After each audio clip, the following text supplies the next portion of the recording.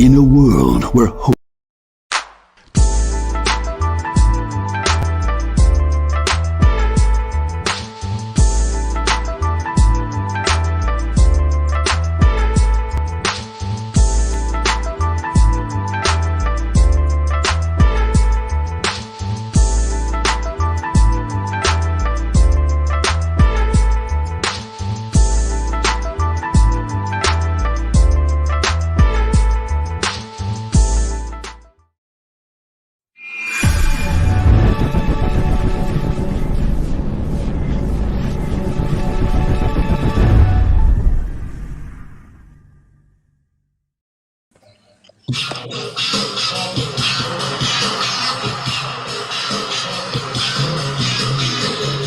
Oh, yeah. What up? What up? Fantasy Football Hustler back at you, and we are bringing you fantasy news today. We got the whole Wednesday crew. Well, minus one. He'll be here in a second. But we got Bogard Scott free in the building, repping the GMM Network. Give me money. Oh, yeah. And we got the Fantasy Tyrant, who's a regular on our Wednesday shows now. What up, bro? What's up, fellow fantasy football freaks? Yeah. And then we got a special guest in the building. He hasn't been here in a little while, but he's back now, and hopefully he'll be back in here on more of a regular basis. Our man Taco from the Daily Sporting. Facts, bro. And I got breaking news for you as I'm coming here right now. The Dolphins have claimed Philip Lindsay. Ooh, big move. Oh, man. The coaches are back to doing blow again as we speak. Myles Gaskin has the best game of his season. And, of course, they go pick up Philip Lindsay. Yeah, right. Talk about being like, oh, shit, here we go again. And David, there we go. He said Taco should be joining on Tuesdays. There we go. Welcome back. That'd be right on brand right there. That's right. That's true. I should do a Taco Tuesdays. I should take lunch at 4. There we go. Who's up in here? Mr. Bear up in the building. What up, bro? Andrew up in the building said, let's get this money. Second Take Extra in the building. What up, bro? Antonio in the building. Zeb in the building shouting out the trees. My man David in the building. Let's get ready to smoke. Almost 4:20 East Coast time. And then Vanessa, what up, what up? All right. So I don't even know if we need to touch on that Philip Lindsay news, anything more other than Myles Gaskin just keeps getting chopped at the knees. That's it. And I don't even think it's going to really take that much away from him. So, but he does, Philip Lindsay is, a pass catching back. So, yeah, I could see that taken away, especially in PPR, a little bit. I don't think it's going to you're either going to start Gaskin because you don't have a good a bunch of running backs or you're not. So, But that's the thing, though, is he's not a pass catching running back. But we need Myles, so I'm not scared for Myles Gaskin in that aspect. But if he's going to take away, 5-6 carries a game, Myles Gaskin with 12 carries is not great. We want him to have like upwards of 18 carries a game. Or imagine if he starts factoring in at the goal line and just becomes a nuisance in that aspect of like hell no. There's no chance in hell that Philip Lindsay gets some red zone rushes. If he does, I'm just completely off Miami altogether. You say that, but look at Matt Breida. Nobody in there Matt Breida was a healthy scratch for 6 weeks. Now all of a sudden he's going to pass Singletary and Moss out the blue. So these coaches are ridiculous. I hate him. And Life and Sports Talk with Jake said, what up? Said, yep, happy Thanksgiving to you, bruh. Yeah, he's going to be at TD will be in here real soon. And Antonio said, I thought maybe the Jets would have got him. The Jets are, they're well, I don't know. I guess you do bring a guy like Lindsay in when you're playing for a first overall draft pick, because, he got dropped by the Texans. He wasn't even good enough to get run on the Texans. You got cut from the Texans for Rex Burkhead. Listen. And now he's going to be the starter for Miami. Watch week 15. Make sure you have Philip Lindsay in your lineup. He's getting all the carries. Oh, dear God, I hope not. Quote me right now. If I tell people to start Philip Lindsay in like shallow leagues, just shoot me, okay? Just put me out of my misery, please. Listen, fantasy football is a hell of a drug. Philip Lindsay had a cool story. He was a hometown kid in Colorado. I think he was even from Denver. He grew up a Broncos fan. Mm-hmm. He's the undrafted free agent. You know, he wins over in training camp, and then he even has the audacity to ask LT, or not LT, what's his name? TD, Terrell Davis, if he could wear his number. Terrell Davis says, "Okay, go ahead, kid." And then he runs for two straight seasons with 1,000 yards on the ground. But that's all he is. He's a early down runner, and he used to break big ones off, but he's not great in the passing game. He's just getting a bag, and he's depth. And think about it. This dude was an undrafted free agent. He couldn't hack it in whatchamacallit, in Denver. I just told you, he had 1,000-yard season back to back. Yep. And they still were like, yeah, you know what? We'll pass. Like, think about that. Think about that. They watched you do all of that as an undrafted kid, and they're like, you know what? You did good, but we'll go pay Melvin Gordon and draft somebody else in like the second or third round. Yeah, you know what? Fuck Philip Lindsay. Like, you know they knew his upside. You know, like there's some of these guys in fantasy, like we know their upside, and if we're like shooting for the stars, you know, we're shooting for something real big. We're like, even though they're all right, like they're not good enough to make it on my squad. I need a way more higher, you know, upside plays. And Philip Lindsay is not a high upside play in today's NFL. Like, not a pass catching back. He's okay in pass pro, but he's okay running between the tackles. Like, he's nothing amazing. They used him in the pass in Denver a lot. But you're right. I mean, for the Texans, they just haven't utilized that part of him. They haven't done anything with him. In fact, like in the preseason, I was saying, hey, you know, he might actually end up being the guy there. And that didn't happen. Mark Ingram, which is crazy, right? And Mark Ingram goes to New Orleans, and now he's like who would have thought that shit backfield was producing a little bit of something, a little swag. And with running backs this year, my man, I don't know. I think you gotta hold up, because if you have to start 2 running backs and everyone is fucking hurt or in a timeshare, some of these guys are gonna become factors. Yeah, of course. And I mean, bye weeks, all that. We've seen it all this year. Anything you can imagine. This season is ridiculous. Like, the running back is ridiculous. Like, I'm sitting here grabbing Tony Jones Jr. and praying that he plays. Like, you know what I mean? Hey, you know what? I want to add, though, Philip Lindsay in pass pro was awesome because he was hella little, and he would do like this little corkscrew type of wow. You know what I mean? Like, he had the timing on the little corkscrew jam. Real like nice. Some Super Mario shit. Yeah, like he would get down real low and like, oh, you can a motherfucker. You know what I mean? Like, Jesus. Bogard's got a couple shout outs in here. Second Take Extra one to say, how about them 49ers, Bogard? Yeah, let's go. Bang, bang. Bro, I hate Jeff Wilson Jr. Yeah, he ruined my Super Draft Pro lineup. Yeah, what the fuck happened with that? And he had like one good run, I think, for the whole day. And then debunked it over. Here's the thing, though. Everyone would be moderately okay if he caught that touchdown, because it was way overthrown. Jimmy G had him wide open for a touchdown in the flat. So there's that. So it wasn't. So when you look back in hindsight, it wasn't the wrong play, because he was going to get all the important money looks, and he got one there, but Jimmy G fucked that up. You know what I'm saying? And like I always say, as a true Niner fan, we win ugly with handsome Jimmy. You know? I mean, I'll say this: it's gonna be hard for you guys to move on to Trey next year if Jimmy just keeps playing like this. No. Jimmy's not gone. If he's overthrowing people like that. Jesus. Well, Jimmy's gone. Hello, he overthrew Colonel Manny Sanders in the Super Bowl, bruh. You know what I mean? Like. But overall, he's been pretty solid, though. This season, he's been pretty solid. He's one hell of a bus driver, I'll tell you, bro. Do you think? I mean, they could franchise tag him, right? You know what? Bogey and I are the Niners fans here. We're both like, nah. But they don't always do what the fans want them to do. Right? Let's go, Trey. You can't do that. The franchise will be like what, 38 million, something like that, 40 million. But the money's going up, though. Like, everyone's about to kick off these new TV deals. I hear you, but we also got to pay Nick Bosa. You know what I mean? Nick Bosa the bag. This is why we drafted young QB, so we have a 5-year, a theoretical 4-year window with a 5th-year option where we don't need to pay a QB and we can put everything around him.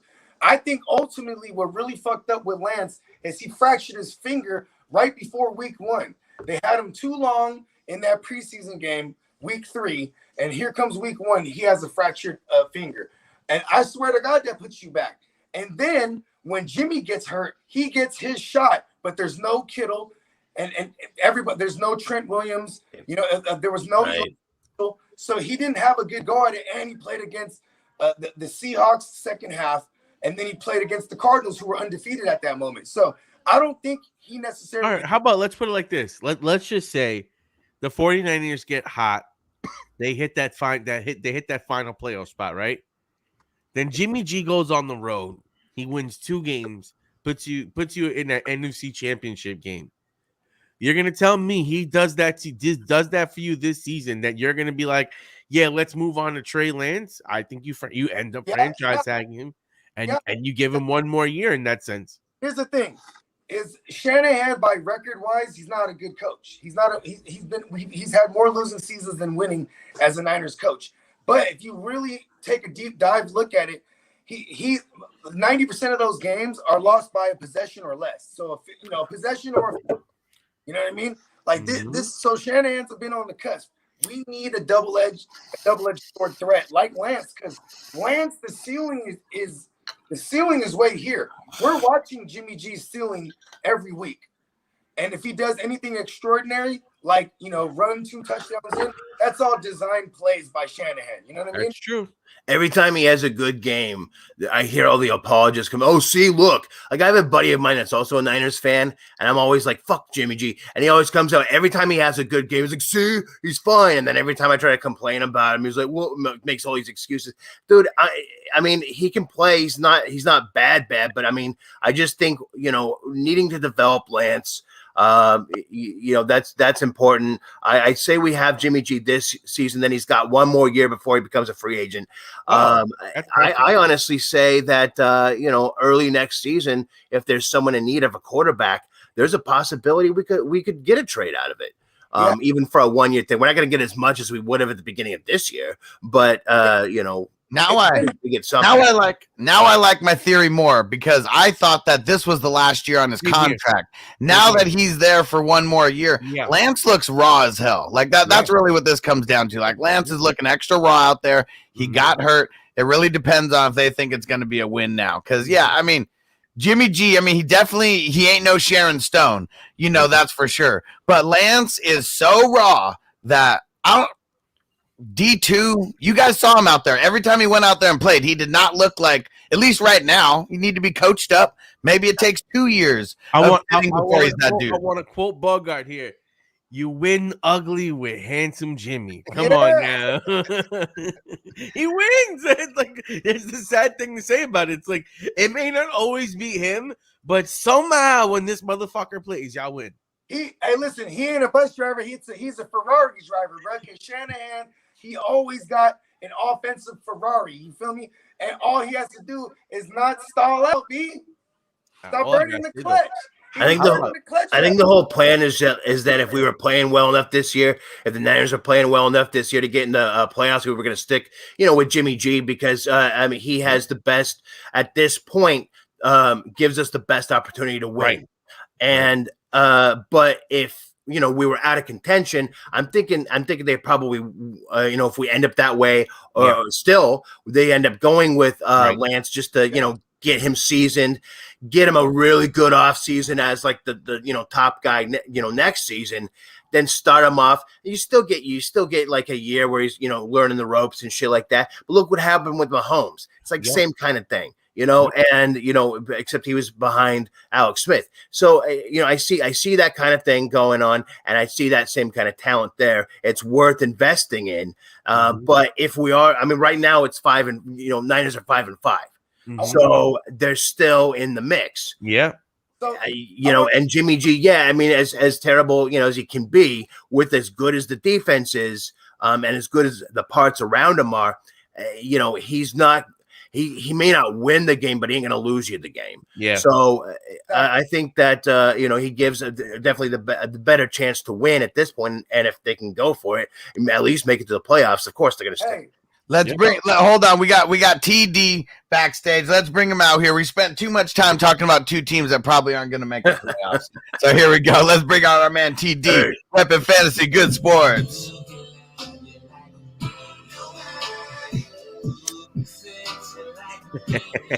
This one's for you, TD. What's up? Nobody, baby. What up, TD? What's going on, bro? TD's got the coldest intro in the game right now. It goes with my OnlyFans. It supports my OnlyFans. on brand always. Life and Sports Talk with Jake said no 49ers allowed in my casa unless it's Bogard. There we go. Bogard got the pass. Hey man, because I don't be hating on all the teams. You feel me? I'm welcoming everybody's casa. Hey, and su casa as well. You know what I mean? And I think it's definitely because we're fantasy football guys first. Like, I mean, as much as everyone loves their team, like we all got players we like on other teams now. So I like fantasy football for that reason, because now I can talk shit to my Cowboy friends, you know, and it's okay to have them around because they're not just talking about the Cowboys only.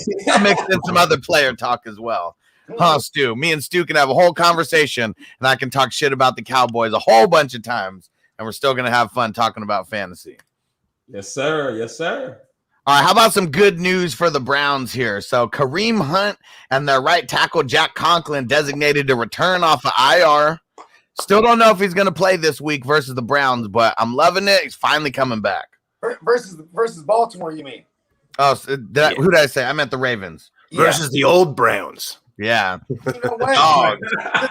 I highly doubt Kareem Hunt is going to play this week. I think more likely Jack Conklin could, and that's just so awesome because they've been able to run. Yeah, they've been able to run as good as they have even without Jack Conklin. You know what I mean? Oh yeah, it's gonna be good. And then when Kareem Hunt comes back, it's gonna be a boon for him too. You know, I've got him in some leagues, just sitting there on IR, waiting to come out. I'm just here we go, and maybe not this week, but I'm thinking, you know, next couple of weeks he'll be back. And the other news for the Browns, so Mayfield, Landry, Peoples-Jones, and Schultz, they all didn't practice.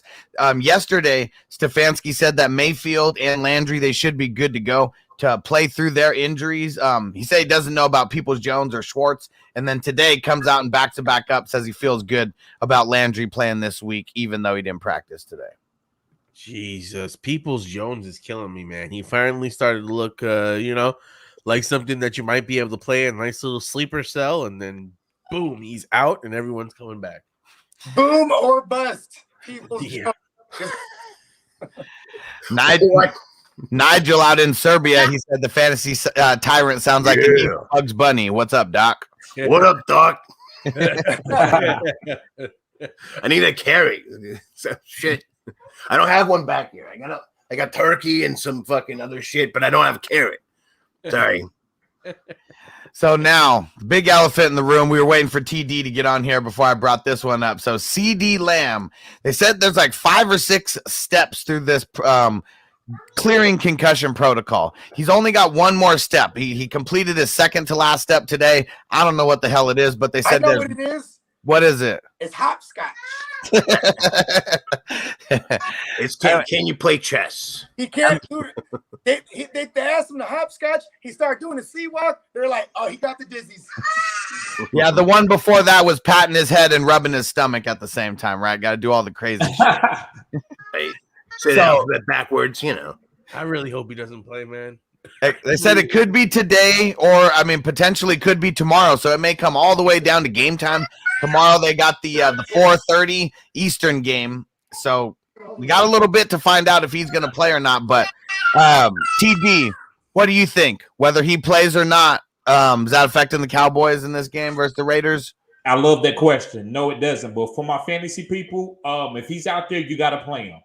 But for us people that just want to watch the game for content, it doesn't matter. I wouldn't mind if CD sat out. I just want us to be healthy for our playoff push. That's the most important thing. But for fantasy purposes, yeah, CD, you need to get into your playoffs. So if he's available, you play him. If not, then you have to pivot to somebody else.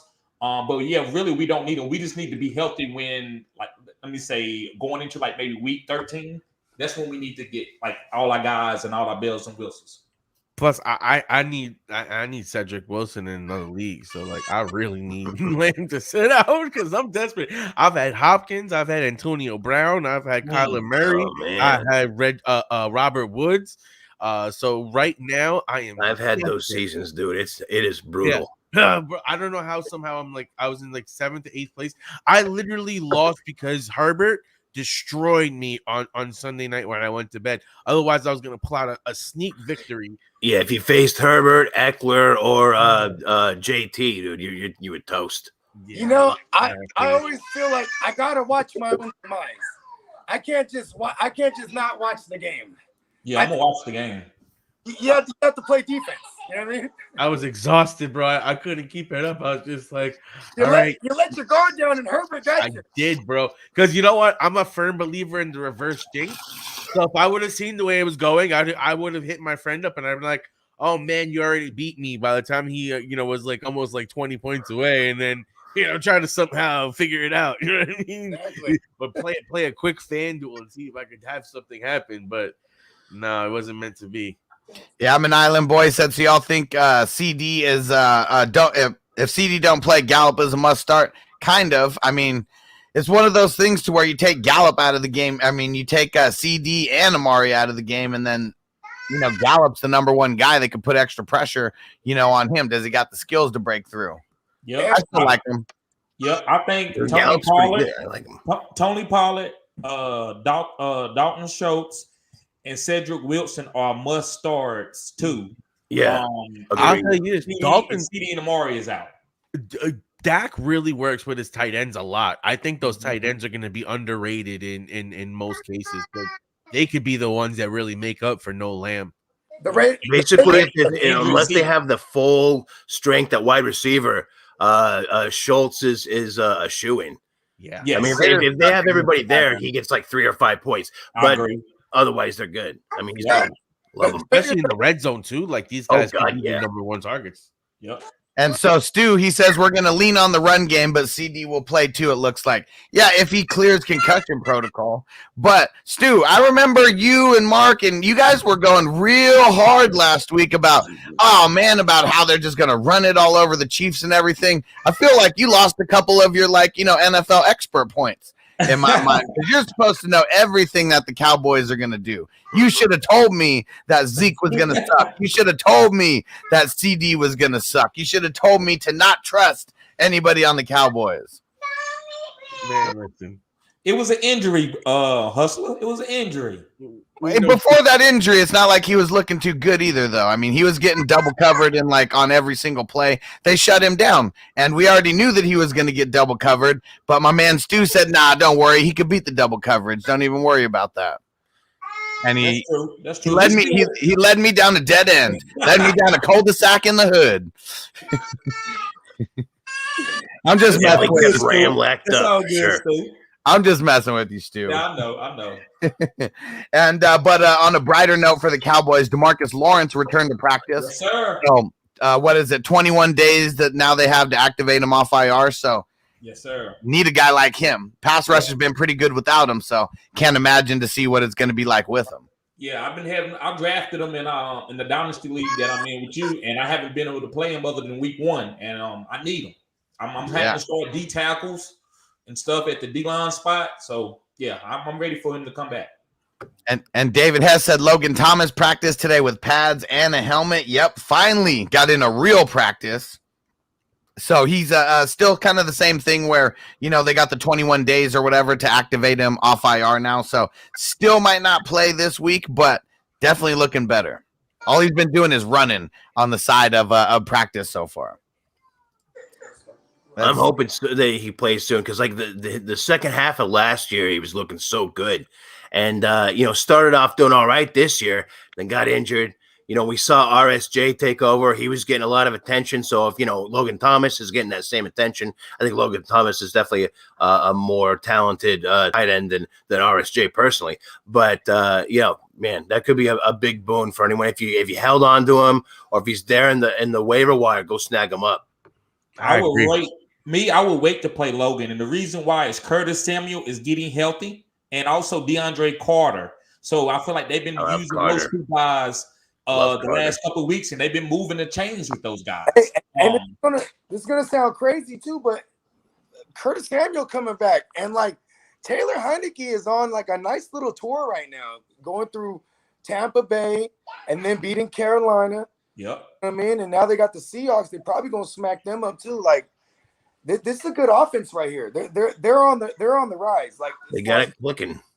If we liked Fitzpatrick because of this offense and because of the pieces around him more than himself, same thing for Heineke. He's looking all right. He's looking pretty good. Yep. And Heineke I've got him in my waiver wire top 10. I love Heineke. Yep. Yeah, Heineke's a guy when I'm looking for a streaming option because I have Tyler and so I've been streaming for a while, and I picked up Cam Newton and Taylor Heineke. I'm kind of torn. Smart. So you drinking the Heinekens? All day. Okay. Bro, I'm not gonna lie. Low key, Cam is fucking looking like Cam. Hey, sure. Don't even talk to me about it. I'm going through what you went through. I drafted Cam to be my starting quarterback in one league, and I'm 2-10, I think, in one league.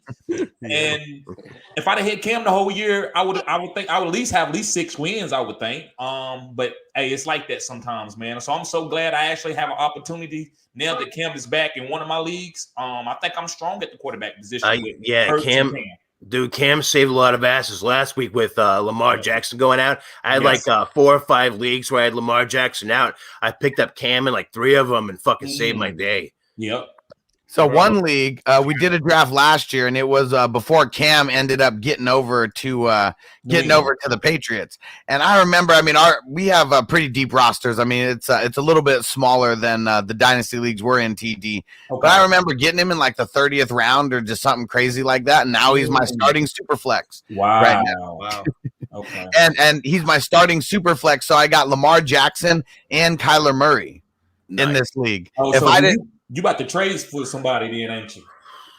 No. Right. No. So, I'm in first place. Okay. I need the extra flexibility. If I didn't have Cam this week, I wouldn't have had a starting QB. Yeah, you may as well keep them away from other people if your team's already stacked anyway. Yeah. So, he was some insurance that I didn't even really count on from last year. I had, and last year I actually ended up playing him a little bit because I had Dak. And so I ended up trading with Stu right before he got the Stu's in this league. We traded Dak for Kyler straight up. Stu was going on these crazy tangents, trying to trade, 15 players for 16 players and all that crazy shit. And I was like, I'm not going to do that. I was like, the only way I'll do it is if we trade Dak for Kyler straight up, and then we're both happy. I'd rather cheer for Kyler. You'd rather cheer for Dak, Okay. and then we ended up making the swap. He ended up getting the better end of that deal as far as this year, but my team's in first place and his is not. Okay. Did you see the new breaking news that just came out from Adam Scheffler? Which one? Oh, yep. What is it? All right, there we go. Go ahead, Taco. You saw it first. You read it out. So Alvin Kamara is going to be ruled out for Thursday's game. Okay. But Mark Ingram is listed as questionable. So Tony Jones. It looks like Ingram could play, but Tony Jones season might happen. Tony Jones season, fire him up. You know what I mean? That's what we got to do here. We got to add guys just in case. Just in case. Well, if you're adding guys just in case, are you going to add Ty Montgomery? Because he knows the offense better than Tony Jones, and he's back finally.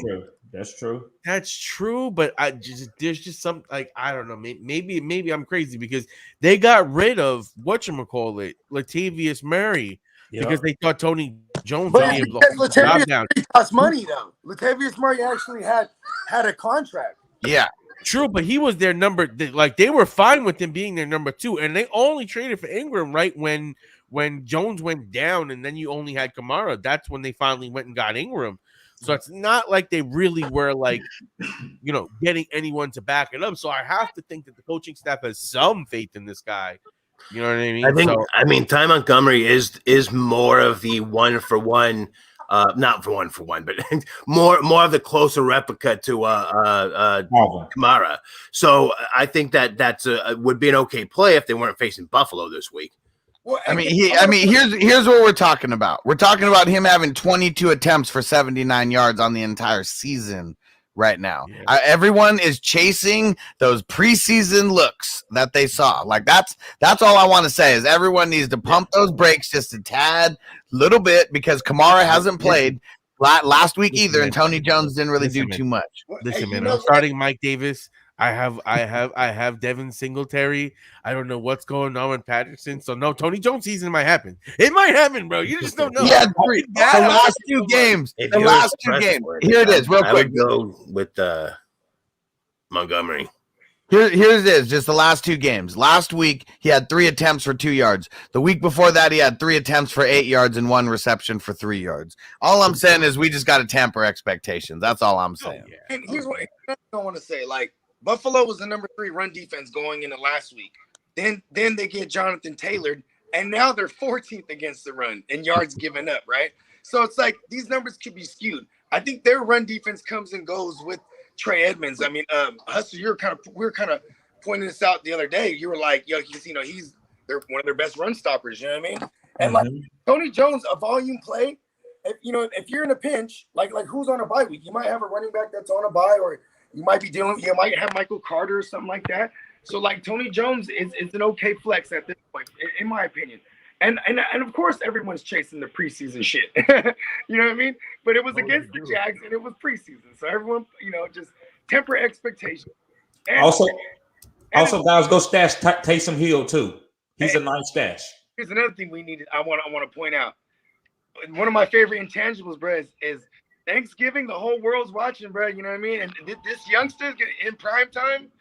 You feel me? Like, hey, Tony Jones, I love playing them youngsters in prime time when they want the world to see them. You know what I mean? Let's see what he does. And we shall see. I don't think getting killed by JT necessarily makes them a bad run defense, honestly. I mean, I think they've been doing pretty good rest of the season. I worry about anyone, starting anyone against them myself. But that's my opinion. We're all we all have our own opinions. It's cool. You have good reason to have your opinion. I like it. It's good. Or this and could be while we're a bad trend. We could be looking at it like that. It could be. And since we mentioned Jonathan Taylor for a sec, TD, I'll toss this up to you. Quentin Nelson not practicing today. They already said this is something they're going to have to be monitoring like literally every day. I know we're playing Jonathan Taylor either way, but if Quentin Nelson doesn't play this week, you think it affects Taylor's numbers at all? Give me the matchup again. I'm sorry. They are going up against the Bucks. Yes, I'm playing Jonathan Taylor, but no, if they don't have Quentin Nelson, maybe lower your expectations a little bit, but you just have to play him. Quentin Nelson can handle Vita Vea by itself. I said what I said. He can handle Vita Vea by itself. But if he's out, then they're gonna have to double team Vita because Vita's planning on he might play this week. He might. This coach, this is what they do. They very good run offensive line. So I feel like Jonathan Taylor's gonna be good regardless. If he just hit his stride, I mean, it's over. He done found himself now. He done found his swag. And Life in Sports Talk with Jake says the Colts are overusing JT. That guy's gonna get hurt like Henry. The thing is, every running back gets overused because that's what they do when you're that good. We don't want to give the ball to someone else. Yeah. And listen, Quentin Nelson, I want to agree with you real quick, TD. He can handle Vita Vea by himself. And the couple games without Quentin Nelson, their line's been all right. You know what I mean? It's been okay. Yep. Massive drop off because them as a unit is already good. You know what I mean? Yep. Like Naeem Hines might get a couple catches too, or playing Buccaneers because they susceptible to the pass and running backs out the backfield. Oh yeah, because they like Todd Bowles over there. He loves to send pass rush, bro. Yep. That's his forte. You know what I mean? Yep. And that's how you neutralize pass rush is like Naeem Hines out the backfield. Yep. JT for that matter too. Yeah, JT too. Yep. You have JT, shred the blitz and then go out and catch one in the flat. Like, Yep. I've seen him do this. You know what I mean? Mm-hmm. So now the other side of the ball, the Bucks. Mike Evans dealing with tightness in his back, and Devin White has a quad injury. Antonio Brown still not practicing. Taco, what do you think about just the Bucks this week being all in shambles? I mean, honestly, as long as they have Godwin and one other player, I think they'll be good. Lenny's looking great. This offense, like, there's very few people that can stop them. I mean, yes, any given Sunday, yes, they're prone to hiccups. Yes, with missing people, it's possible for them to lose. But overall, as long as they have Godwin and, now they got Perriman and, you have Gronk and you have Brate, and Brady's going to do what it does and he's going to win. I just, I think that offense is too good and Brady's too smart and he's revved up and getting ready for this playoff run. So I think they're fine so long as Godwin is there, because I know Godwin's also questionable because of the ankle and stuff. If they're missing Godwin, Jesus Christ. I like that Perryman call because he's low key. And yeah, he played in the system for a whole year with Jameis last year. You know what I mean? So he definitely was able to walk on and get right in the mix. So I wouldn't doubt that they rest Mike Evans. He's a big individual, bro. He's like 6'6" or whatever it is. He's one of them. He was the type of receiver that was drafted during the time they were trying to get guys like Calvin Johnson looking like. You feel me? Like a back tightness, bro. Like they can sit him out in this game. I don't think they need to rush him. And like Gronk is back. That's what's kind of cool. It's like music players. You know what I'm saying? Once one's come back from an injury, another one's hurt. So you got someone you can fill in. It's a different game plan. And for what it's worth, this is how you attack Indy. Look at last week. Indy played the Bills. Dawson Knox goes for 80, 6 receptions for 80 something. You know what I mean? The week before that, Dan Arnold went 60 for 5 receptions for 60. They be giving up yards to the tight end. So, and Gronk, he's coming off of a game where he was already putting up numbers immediately when he came back against the Giants. So, I think they'll be okay. Yep. OJ Howard too. That's a long shot play, DFS play. And tell me, I think that with Gronk in there and Godwin, they're fine. I think it could be a very big week for Gronk, absolutely. And that Perriman call is a little bit sneaky. I like that. For some reason, Brashad Perriman keeps sneaking in at the end of the season each year, like the last 3 years. Like, what the fuck? Like, he just comes in out of nowhere, and we're talking about Brashad Perriman. Like your playoff push, Perriman, dude. I fucking won a championship. Starting him and shit. Like it's every year. It's like it's once it hits like right around Thanksgiving. It's like, oh yeah, I smell some Perriman season. Let's do it. Yeah, I'm down with that. And one thing I gotta say is how good did Gronk and Brady look in that first game back together? Because Gronk was out for a little bit, and you couldn't even tell. It was just like right on cue, making easy big plays. Listen, they could have looked all right. It's just the Giants are so bad too. Oh, come on. It wasn't that bad in the beginning. It just over time just kept compounding. They could get no pass rush. How many times did our offense just put the defense in such a bad spot by the fourth quarter? These guys were like, fuck this and fuck that. Like, you know what I mean? The offense is so pathetic that these guys can't even get fired up to be on defense. And like defense, a lot of it comes from skill and will. And you know what? If you ain't got that will to go out there and run through the fucking train because you know your team's gonna have a shot to win, it's gonna be hard to maintain that. Like, you can say all you want, you gotta be professional, all that shit, but that's an emotional ass fucking game. And you fucking have a scrubby ass team. It is hard to get that fucking eye of the tiger. So you're saying they don't have the eye of the tiger right now? I'm saying thank God they fired fucking Jason Garrett. Thank you. I agree. We all got to poke some fun at him yesterday when that happened. Yeah, that was just get and someone I forget who was the one who said it, but they were like, oh, maybe the Cowboys should get him back now that they have like intel on the Giants, and like, hell no, like don't even get him around there. That's some bad juju around there. Maybe we might use him for somebody who can hold the camera and shoot for people's signals or something, but he ain't calling no plays or nothing. Right. That'd be funny. Like he'll be the guy like Bill Belichick. You know what? But for the Cowboys, like he'd be the version of Jerry Jones, like the peeping Tom in all the stadiums, getting all the signals. Hey, did y'all know that the way he found out is that he couldn't key into the building. Wow. Oh, I wish. Damn. Is that No, real? I'm lying. I was gonna say I wish. If that happened, I'd be so happy. Hey, I'm lying, but my version's better. Yeah. Do you think they did them like they used to do some wrestlers back in the day? Send them a FedEx.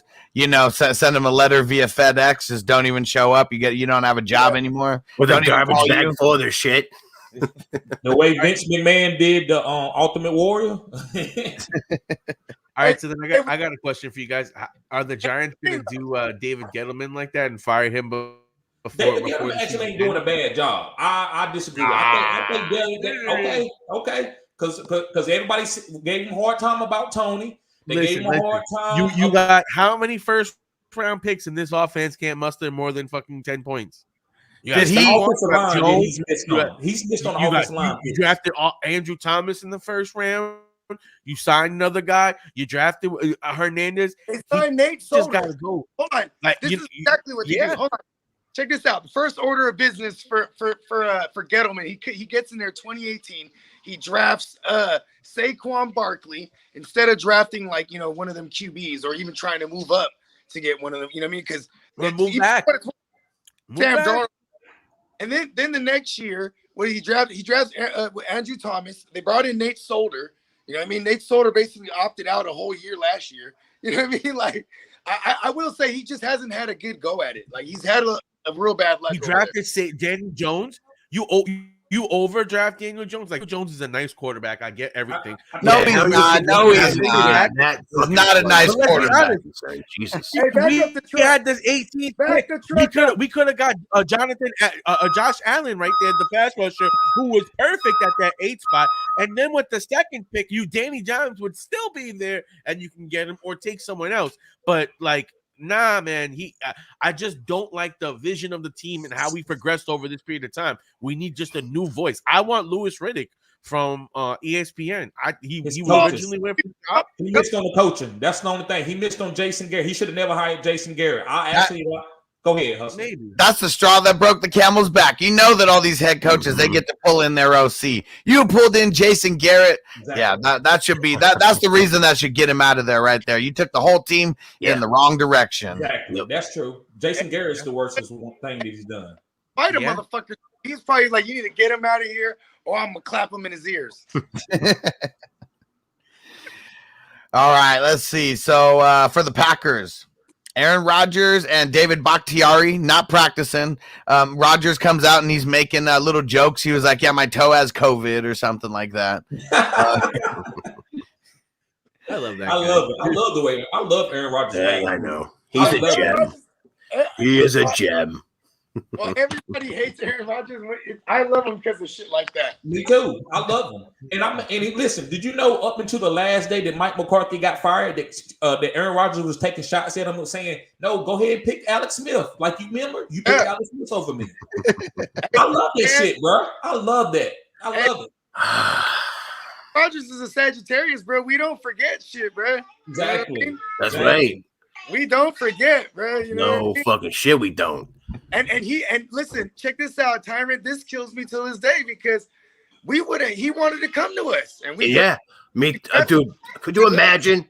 Could you fucking imagine, dude, having him and then in Patrick Willis on the defense and dude, oh my god, right? The ring, Rodgers and Frank Gore. Yep. That would have been insane with Gore and shit, yeah, and maybe Crabtree would actually play well. I don't know. Oh, I love. And you know what was I mean as bad as the 49ers were, it still wasn't as bad as the Raiders, who picked Fabian Washington 1 pick before Aaron Rodgers. Yeah. That has to be the worst pick in NFL history. Unless you count Jamarcus Russell or pretty much any of the Raiders picks when Darius Hayward Bay at number 2. Who was it? Darius Hayward Bay. Yeah. Hayward Bay, pretty much any of the picks that were made when Al Davis was still alive. And God rest his soul, I respect him because he was. I respect him. I respect him too. But I mean, come on, those picks, dude. Yeah, he was at the end of his career. My dad is a Raiders fan, and it's year after year hearing my dad curse Al Davis, just totally. But that's the same guy that picked up Bo Jackson too. Yeah. So you got to kind of because you get old and the brain does things. Yeah. Pick Bo Jackson because he didn't like Marcus Allen, right? Yeah, I was about to say Marcus Allen. Like that was probably like one of the better 1-2 punches like that ever. Oh Jesus! Ever was around all time, but has to be the best. But a lot of people don't like Marcus Allen. They say he like a snake. You remember OJ Simpson didn't like him. Shit, if OJ don't like you already know that there's something wrong with you. OJ didn't like him, don't you? OJ Simpson, the great judge of character he is. Him and Nicole was running together. Oh yeah. That makes sense. There you go. Yeah. Don't get on OJ's shit list. That's all I'm gonna say. And I got to meet Marcus Allen one time. It was like when I was like 10 or 11, something like that. He came back, so he went to Lincoln High School here in San Diego. Him and Terrell Davis actually went to the same school. Years apart, obviously. Wow. Okay. And they had one of those things where it's, not like a skills camp or anything, but like something like that, where they had a bunch of different drills set up. People got to do the different drills, a couple NFL players and stuff. And he picked a couple kids out to like run the whole thing first. And he picked out like different kids at different ages. And I was the one who got picked out for like the 10-year-olds or whatever it was. And I got to shake his hand and stuff. And I didn't have no card or anything for him to sign. Like, I didn't even know that I was going to be able to get close to him or anything. So that was actually pretty cool, though, that got to shake his hand there and met him for half a second. I was like 10 years old. Do any of you know who Anthony Green is? From he was on the Rams, defensive guy in the Rams. Like the 80s and 90s. Never mind. I was going to say, I played Nintendo tennis with that guy in his mom's basement. His mom lived around the corner from us. He was like a pretty good. Look him up, Anthony Green, defensive. I think he was a linebacker or something like that. But anyway, it's just to chime in on my own little story where I met an NFL person and I didn't even fucking know. My friend is like, dude, do you know who this guy is? I'm like, I don't know who this guy is. I'm just playing tennis with the dude. I'm like 7 years old. He's like, dude. And anyway, he tells me about that. I'm like, oh my god. Cool. That's awesome. Hell yeah. Cool. And then interesting story real quick though. So years later, I'm dating this girl in high school, right? And she's like taking me home to meet her mom. And I'm like, this looks familiar. And I was thinking about like, holy shit, do you this is where Anthony Green's mom lived. And then she's like, oh, that makes sense why we get mail all the time for Rita Green. I'm like, yeah. So I came back there later because I dated this girl, and anyway, it was weird. Fucking weird Twilight Zone shit in my life. Anyway, not that you needed to know that, but just that's awesome. And Smokey the Cat said, "Bro, I went to Morris High School. Hell yeah, bro. I went to the same junior high as what the hell is his name? As Adam Jones, center fielder for the Baltimore Orioles, and he went to Morris High, and he got drafted straight out of high school to the Seattle Mariners. Never looked back. That was dope. He was a solid baseball player all throughout his career. Great defensive kid. He would play for Team USA.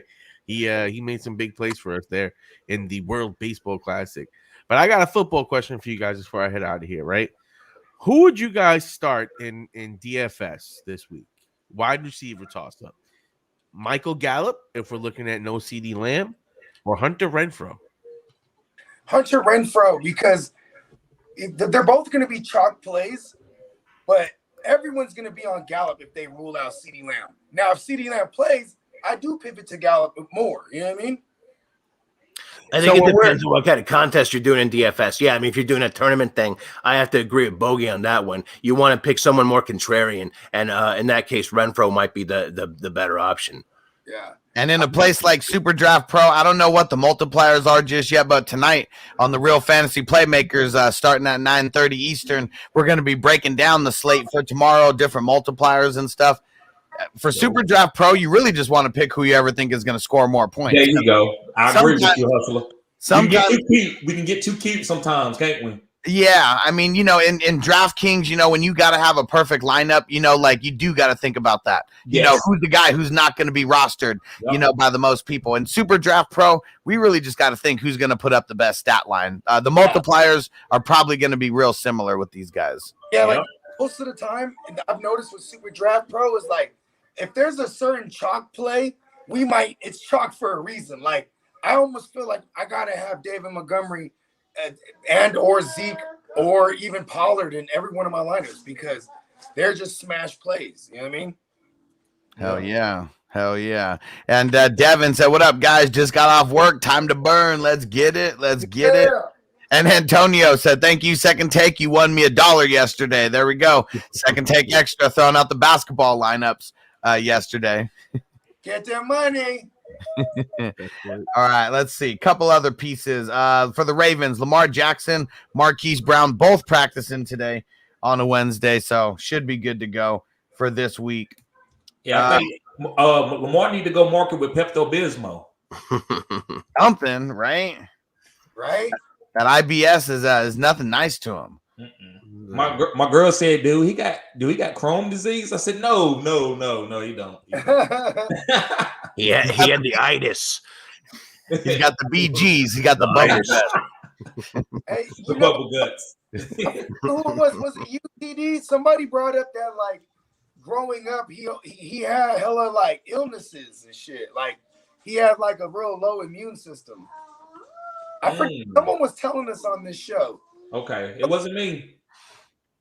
I remember someone saying that, but I don't remember who it is. Kind of like superheroes, right? They got one weakness, he's Wolverine.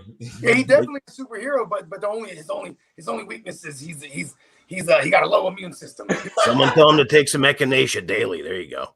Yeah, his weakness, he's really supposed to be a vegetarian, but he can't stop eating meat, and it's fucking with the stomach or something. He's like, that's me right there, right now. But yeah, that's probably what it is. All right, real quick, because I know Taco's got to get out of here in a second.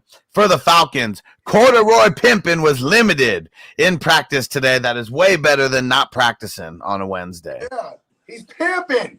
Pimping says pimping. Sir, I need him to come back so he can open up things for Kyle Pitts because he's getting doubled.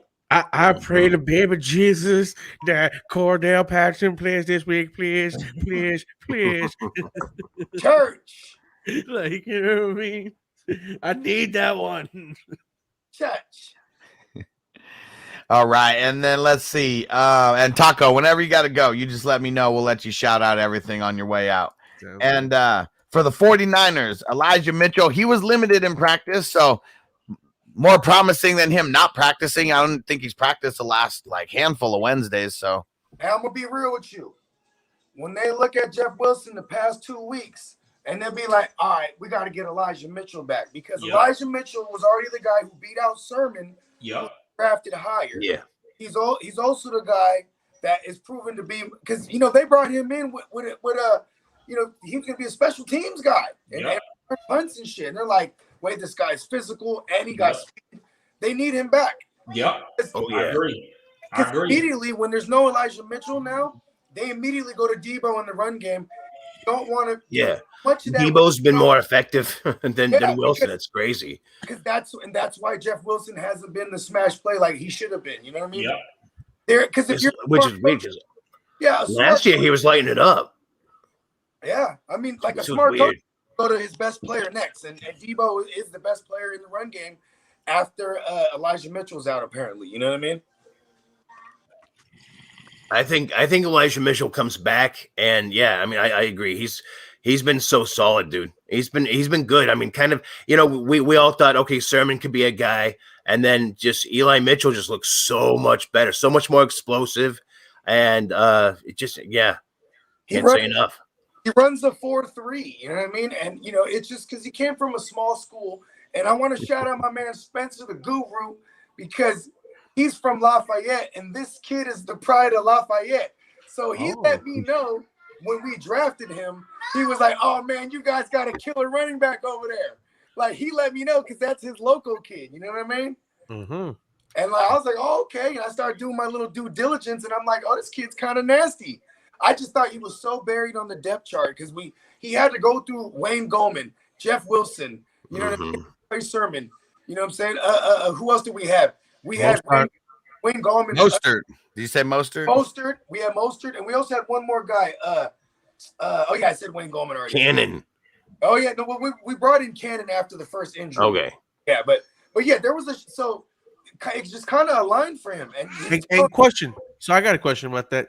Now, is this because you think Mitchell is so good, or is it that Trey Sermon also doesn't look so good? Is it more of like Mitchell being just so far superior, or is it also some of just like Sermon just not looking right? And check this out. We'll call him B. And check this out right on cue. Spencer the Guru comes up in the chat. Yes, sir. Mitchell is the truth. Shout out to the Guru Nation. Yeah, Guru Nation. He's gonna be on tonight with us too, man. Hell yeah. Also tonight, everybody be sure to tune in. We're doing a little bit of start and sit Thanksgiving dishes. You know what I mean? Hey. Yeah, we got a lot of fire topics that are going to be coming up tonight. Nothing is always a must start.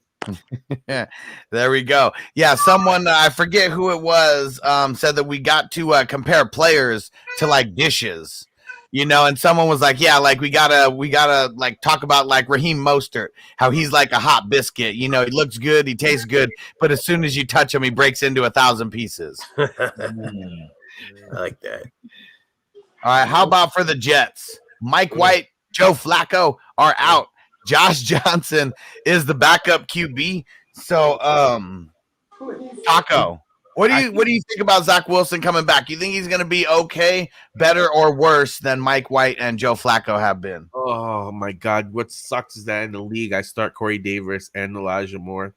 So when we had Zach Wilson out there, or when the Jets had Zach Wilson out there, it was pathetic. It was putrid. It was trash. This man doesn't know how to check down. This man doesn't know how to read. He's so caught up in making the big play and doing the deep bomb that he hasn't focusing on just getting the ball. Like Mac Jones ain't doing anything spectacular, but he's doing what the defense is giving him. He ain't making too many mistakes, and he's getting downfield. Zach Wilson ain't doing that. So I'm nervous. I like the way Matt White and I like the way that Flacco were playing more so than what I've seen out of Wilson. Wilson, I feel like, tends to give more of an upside to Corey Davis than Elijah Moore. And if we've been following Elijah Moore, he's been trending up. He's a nice little guy to grab. I think that he could be a play for the playoffs and the fantasy season that's going to get coming up because he has a good schedule. The Jets are facing not that great of competition coming up. And I think that, honestly, I'm nervous today, but long term, if we can get Matt White back, better or worse for the running backs because it was all the pass catching backs. I think that I agree. I agree on that part. With Corey Davis, especially, I've been telling people that I think it's going to be big for Davis because when Wilson was in there, he was throwing a lot more to him. Wilson also likes the slot, so I think Crowder gets a little more attention too, and that's what I worry about because I was so big on Elijah Moore and last few weeks. And I think that he is a great talent, and I do hold on to him. I do go and get him because maybe that shifts over at some point from Davis to him. Maybe they go with White instead at some point. So I mean, obviously he's going to be there, but for this week, for the near future, I worry about that. And as far as the running backs go. It just depends. I think I see Ty Johnson getting a little more work. And so I think that's kind of the way it goes. Tevin Coleman's going to be in there. He's going to get a little, probably the early down roll. But it's the Jets. They're not, if it's not Carter, they're not going to be tearing up the field, at running back. They're not going to be, scoring those points with Wilson in there. They're going to be throwing a lot. So as far as the running backs go, if I had to choose between the two of them, I'm going with Ty Johnson. I like Antonio's prediction for Zach Wilson. 120 yards, 0 TDs, 3 to 4 interceptions. Could be. That's not even a joke. It's not like that. He could end up with a line like that. I don't think he's going to throw 3 or 4 interceptions. He's seen Mike White and Joe Flacco come in there and check the ball down. So it's going to help him. And the goal Texans are pretty legit in the secondary. That's all I want to say. They are. So it goes to this. It's like Pat Mahomes coming in with Alex Smith. Pat Mahomes learned so much from Alex Smith. He learned how to control the game without throwing picks every game. Because in his college career, he threw 2 to 3 picks every game, but he also had 4 to 5 touchdowns. Zach Wilson is that same type player. So now by seeing what Joe Flacco do, you're going to see Todd Johnson. I like Todd Johnson this week because he said, you know what? I need to check the ball down, and I'm going to still take my shots. It's going to be more than the average quarterback taking shots, but he will check it down. He's not going to take shots on every single play because that's what he was doing. So Corey Davis is a nice play. Elijah Moore is a nice play too. So I'm still firing up the guys from the Jets because Zach Wilson he got to learn from what he's seen. If he don't, he will get set down. Yep. All right. And AK, what up, Amy? Good looking on the super chat. Godwin, just to clarify, Godwin and Pittman for Henderson and Mitchell. Is that fair? I think I would rather have the Godwin and Pittman side unless I really, really needed running backs. If you really need running backs and you're super ass stacked at wide receiver, I mean, I guess maybe, but I like still, I don't know. As long as she's good at, like, let's see if you could put in the chat who your receivers are and who your running backs are currently. Yeah. Like, this is a good combo. They don't have any bye weeks. You know what I mean? Pittman still has a bye week. You know, And the other thing about Pittman, he's been slacking lately, and they've been focusing on the run. Even with them focusing on the run, Wentz hasn't been massive with him over the last couple of weeks. Godwin is the best player in this deal. Okay, but I think it's more game script and matchup. No, but yeah. I don't think. Listen, I think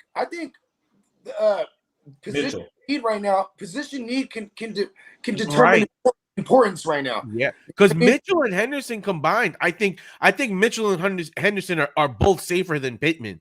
And if your running backs are fucked, that could be something that works. Safer and come on, let's not act like Godwin's is every week like he's Brown isn't back yet. That's another thing that we have to factor with Godwin. He's gonna take a hit once Brown comes back. Exactly. It's not a bad trade. I mean, if you really need running backs. If you're starting Mike Davis, you consider something like that. Right? Don't trade for Henderson. Don't do it. Don't trade for Henderson. He's too volatile with injuries. Do not make a trade for a running back that's volatile with injuries. If you fell for the Adrian Peterson hype, something like that. So here's the rest of the team: Barkley, Harris, Aaron Jones, Jeff Wilson, Pollard, and then the receivers are Gallup, Elijah Moore, and Marquise Brown. Oh, no, you need the wide receivers way more. Yeah. No, don't make that trade. Don't make that trade. And now that we're staying with Godwin, I want to remind you, we stay with him because he has God and win in his name. And Antonio said, I hope I went with my gut and started Crowder against Hustler in the most important league. Hell yeah. In the Dream to Walk league, we got a big matchup this week. Bogard's still in first place. There's a 4-way tie for first place right now. In first place again? Yeah. I mean, you've been hovering around it. No, because I was in first for like the first 6 weeks, then I dropped down to third, and I was kind of sitting there.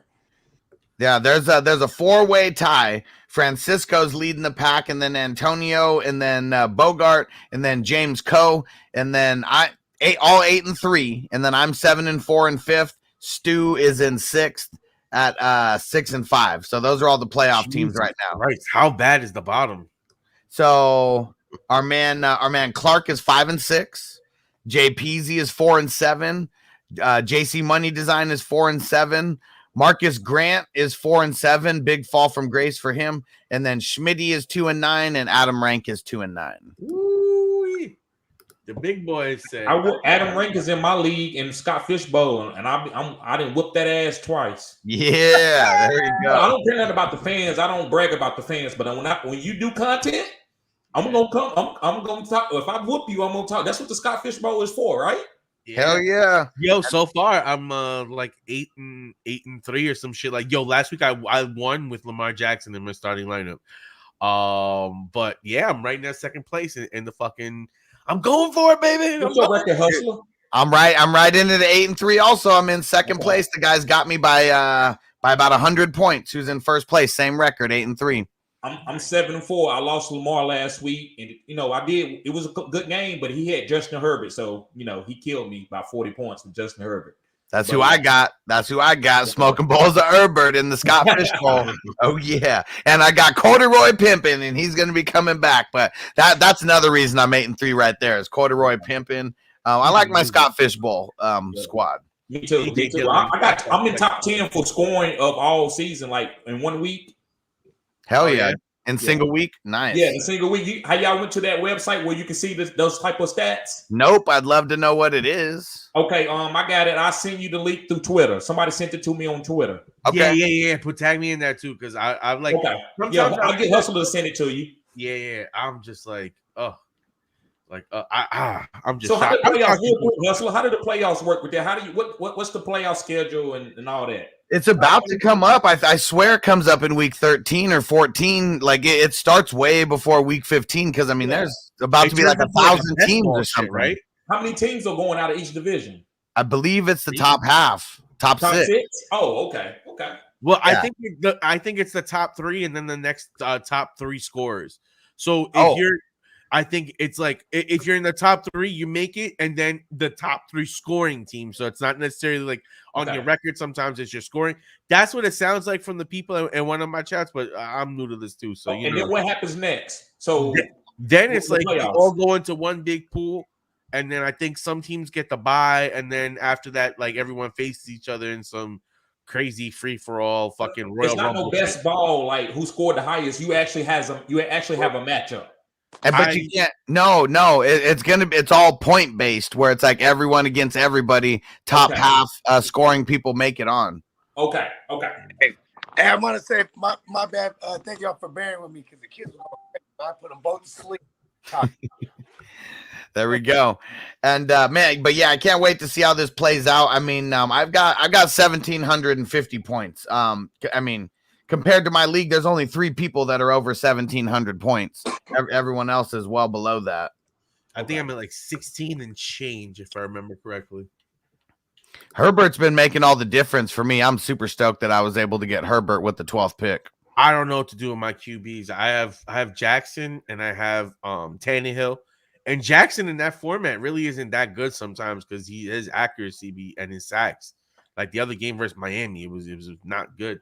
I have Mac Jones, and I think I'm going to start playing him a little bit more. But he's also like so hit or miss because of the touchdowns. Like they can run that shit in all the time. You know who is perfect for that league is Kirk Cousins, bro, because he's hella accurate, bro.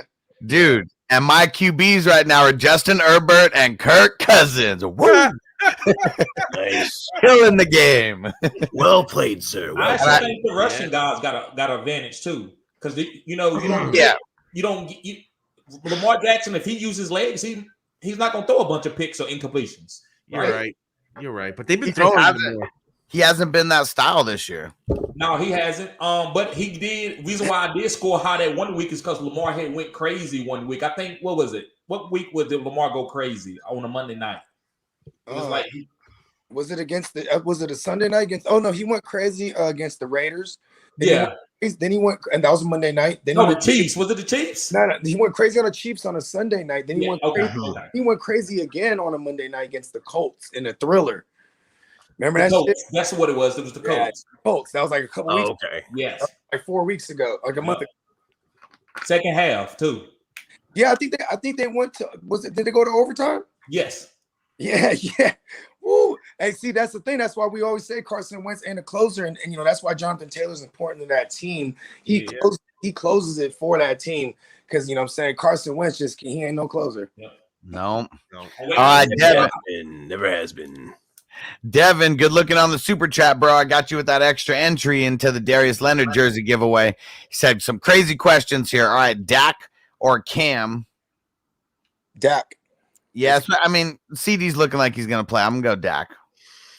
I'm going to get a little cute, and I did it last week. I told people to play Cam over Russell, and it worked out.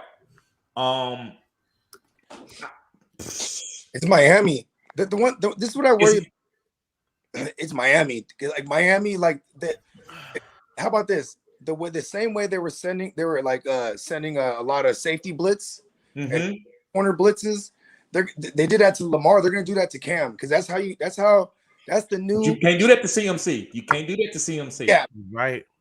That's a good point. I was gonna say CMC is going to be the X factor here. Yes. So And all Dak we doesn't need is have him to be accurate to CMC. Cooper. We don't need him to be accurate to DJ Moore and Robbie Anderson. We need him to be accurate to CMC. If he's accurate to CMC 90% of the time, he's going to be a top 12 quarterback every week.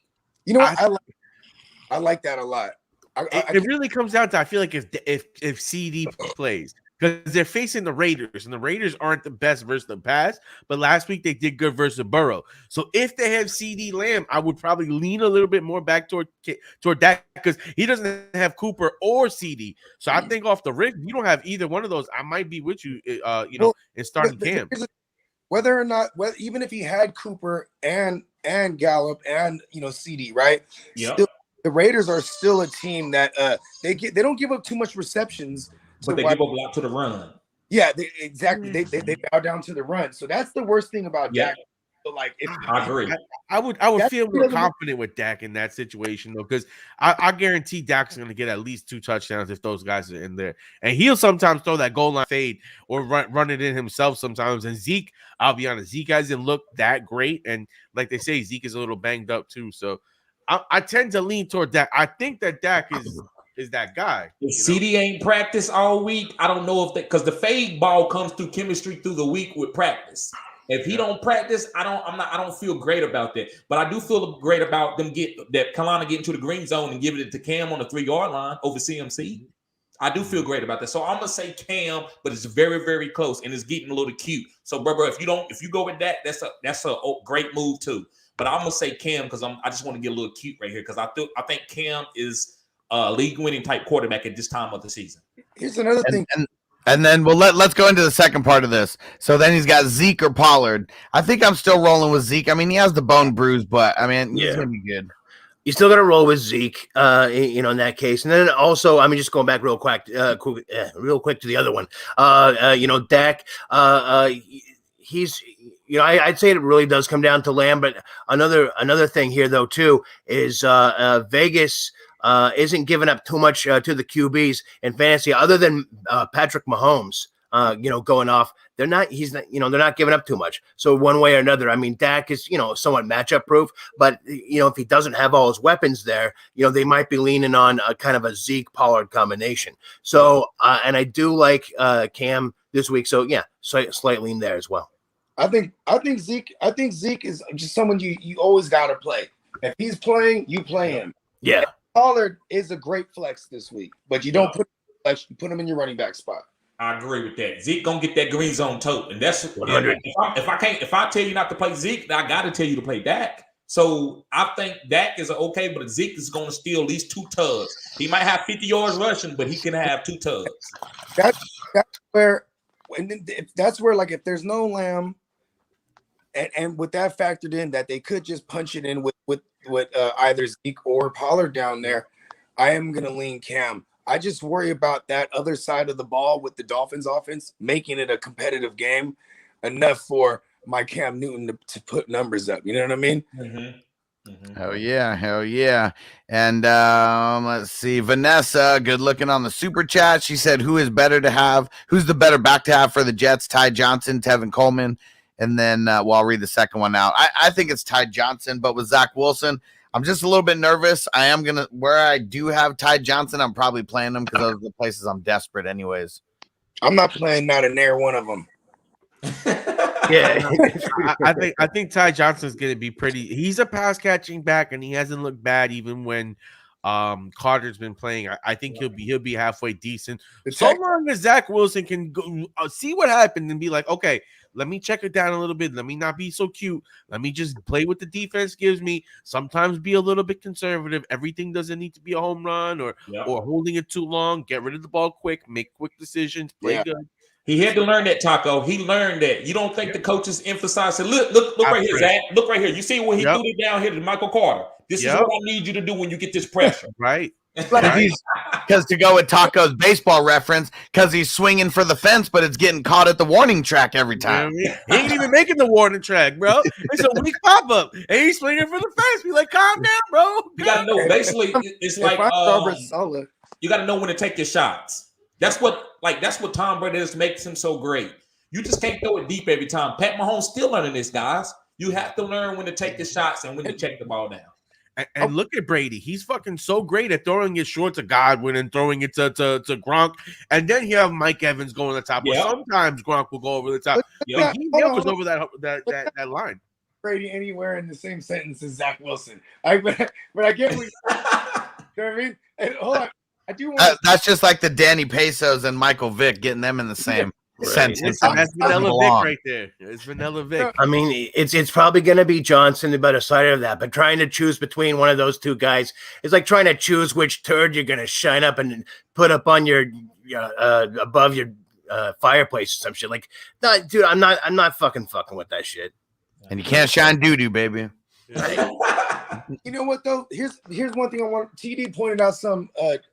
Even Patrick Mahomes has to relearn to throw it away because that was one thing that he got from Alex Smith. That's what I said. Yeah. Remember, Patrick Mahomes coming out of college, he was drawing Brett Favre comparisons. Like, oh, he was here, but he's gonna throw a lot of picks. And he sat behind Alex Smith, who's checked down Charlie, and learned it. Who would show you how to throw the ball away. Just the game manager. Throw the ball away. You know what I mean? Yeah. And then boom, when he gets in there, he has his skill set with this new thing he learned. Yeah. Like I think, how about this? It was funny seeing Jimmy G run touchdowns in, right? Because it's like, hey, Lance. See, I'm not a mobile QB, but that was the time to run. I chose the time to run. You don't have to run every time. Like if he could take that from Jimmy, learn something, that was good enough to have Jimmy mentor him for a year. You know what I mean? Yes, 100%, Bogard, 100%, bro.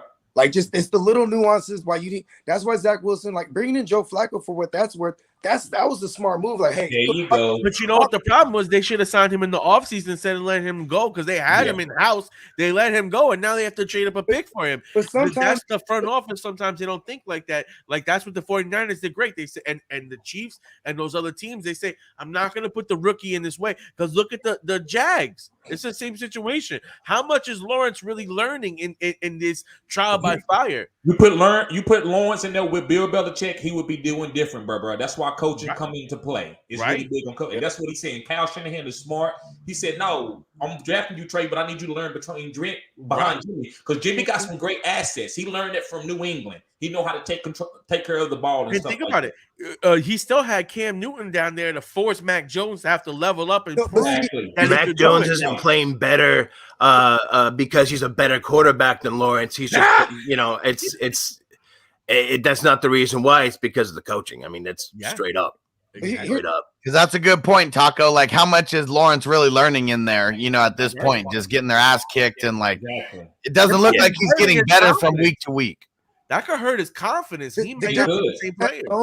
The difference with Mac Jones is that when Cam Newton's there, that's not the veteran QB you want there for your young rookie QB. That's going to be your pending starter because Cam Newton's way too polarizing. So that's a different style entirely. But also getting rid of him also is like another thing. Like Belichick's like, all right, it's we're trusting you, kid. You know what I mean? Like that's a big deal.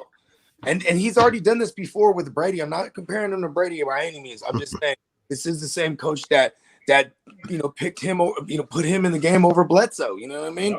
Even after the injury. You know what I'm saying? Coming out of college, Mac Jones is way more talented than Tom Brady. I mean, it just is what it is. Mm-hmm. Now they're both going into the same coaching system that turned Tom Brady into a Hall of Famer because it wasn't what he learned in college that made him a Hall of Famer as being coached up. He doesn't feel like a Brady year one Brady. Like, you know what I mean? Nothing really fancy, gets the job done, real humble, just plays up the team aspect. And you know what? They're winning. Brady, they have a good defense. They have a good kicker like Adam Vinatieri then. And this feels like the beginning of what the Patriots did last time. He's going to win a playoff game. He's going to win a playoff game, at least one. He's gonna keep the Bills. Depends on who they play. It depends on who they play. They might have home field advantage the way that it's looking now, so it might be a wild card team. A lot of people were like, oh, what are the Niners thinking now? And it's like, same thing. Same thing. It wouldn't have made any difference. It's Mac Jones went where he needed to go. Yep. And we didn't answer the second part for Vanessa. Let's do that. We got off the rails here before we forget. Yeah. The second part was also one for the flex: Bateman, OBJ, Judy, or Collins. And I'm going OBJ. I'm going Bateman if Lamar is healthy. I'm going Bateman. With Lamar back, yeah, I'm liking Bateman. Even with Hollywood in there, I think Bateman was starting to get more attention anyway, or at least an equal amount. So I think, I like him, love him. For a flex, I'm gonna go a high upside. I'm gonna say OBJ. I like this game to be a shootout, but we will find out. Like if there's the off chance that Aaron Rodgers doesn't play, then I get off that because I don't think the game will be a shootout if there's no Aaron Rodgers. You know what I mean? Because I think OBJ is gonna. I think he's gonna get like 7-8 targets here, and there's gonna be like 4 or 5 manufactured plays for him. You know what I mean? That could be things as simple as a screen, you know what I mean? And he could take those to the house. So I'm banking on OBJ. This might be, we need to cut this clip right here because this might be the last time I ever say anything about taking a chance on OBJ because if he fails me, I was gonna say, dude, that is a bold statement. What have we seen that shows us, that's gonna happen? That's all I'm saying. The pick with Matthew Stafford, the pick. I'll be honest. I've been starting Bateman the last couple of weeks, and I just got OBJ in the team, and I have a similar situation myself. But here's the thing. I think I feel safer with Bateman just because I've seen him do it enough weeks in a row where it's like he was trending to the point where he was like almost like I must start him versus OBJ. Now I'm not saying OBJ don't have that big upside, but I'm worried just because I don't know what the offense is going to be in 1 week of them being together. He might be someone in 3 weeks that they're hitting the groove and he's rolling. Can you peep game how many targets he got on his debut Monday night against my Niners? I want to say 3. 3. That doesn't even sound right. That sounds he had 18 yards. I want to say he got at least. Okay, no, he did. Yep, he had 3. I mean, I guess what it was for me is you see them wanting to get him involved like right away. The reason why he didn't have more targets is because he was taken out of every single red zone package because he was only there for like a day. Yeah, that's what scared me. Check it out. One of the first targets he got, he stopped on the route. It would have been like a 60-yard house call, and he stopped on the route, and the safety came in and picked him off. So, like, there's that. I'm just saying, like, that's what they were off sync, obviously, but man, I think there's a possibility of him, being a big thing in that offense, and I think that's kind of what was holding Stafford back a little bit. It was just they're trying to gel a lot of things. They lost Robert Woods. They're trying to figure out how to do it. They're bringing OBJ in, and I think that's going to gel. But we haven't seen it yet, and I think we might need another week or 2. Yep.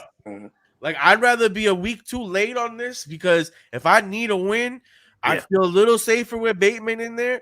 But if I'm going balls to the walls, I have a lot of belief in OBJ. I can see it. I'm playing them both personally just because I have to. But I think OBJ, like you said, he could take any pass to the house.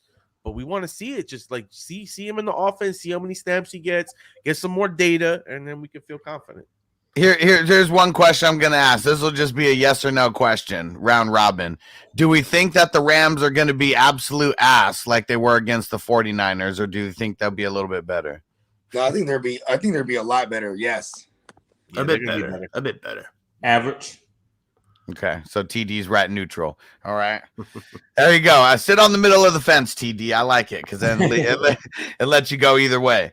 All right, Austin. And we're going to get a couple more questions in. Sorry, guys. We just going off the rails a little bit today, but we got a Q&A coming back here in about an hour and a half. And then we got the Playmakers episode that's going to be at 9:30 Eastern tonight.